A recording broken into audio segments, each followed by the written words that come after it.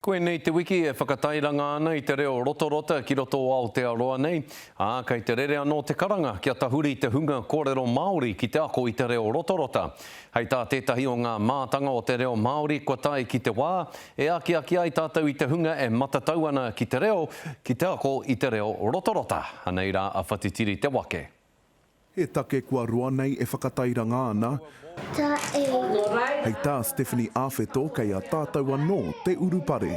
Kei roto i tō tātou reo, te wairua, te mana, and so we have to be able to express all of that.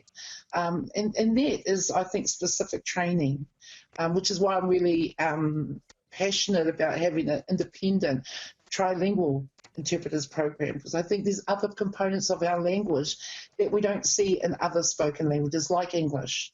Hei tāna anō he taumahatanga tēnei mo te hunga turi Māori, he mea e kore te hunga rongo e mōhio.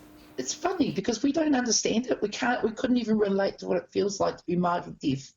We don't know what it feels like to not understand what's happening on our marae. We don't know what it means not to know our pepeha. We don't understand those. Those are foreign to us.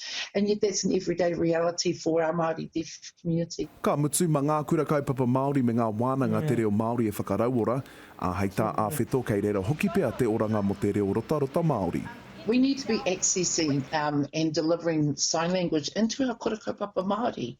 You know, we've got our fluent pepe right there. It's, to me, there's like this big puna that we're not even thinking about accessing. Hei tā te mana tūturi o Aotearoa, he nui ngā tairo ākupe mo te hunga e hiahiana ki te ako i te reo rotarota Māori. But if you want to interpret using te reo, New Zealand Sign Language and English, that is a challenge. So Māori people need to be fluent in te reo and fluent in New Zealand Sign Language and then in English. So our community is small.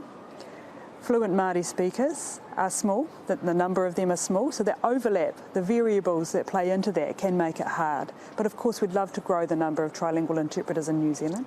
He oi, hei tā Awheto, he nui ngā hua ka puta i te mahi ngātahi. All the providers for our deaf community, we need to get more together and do really put hands into action, not just lip service. It's just, we've done this for many years and we've got this. Te maramau hepe te mātua i te wānanga mo ngā rangatahi turi Māori, i kone matapaki ai he huarahi whakamua. Whatitiri te wake, te karere.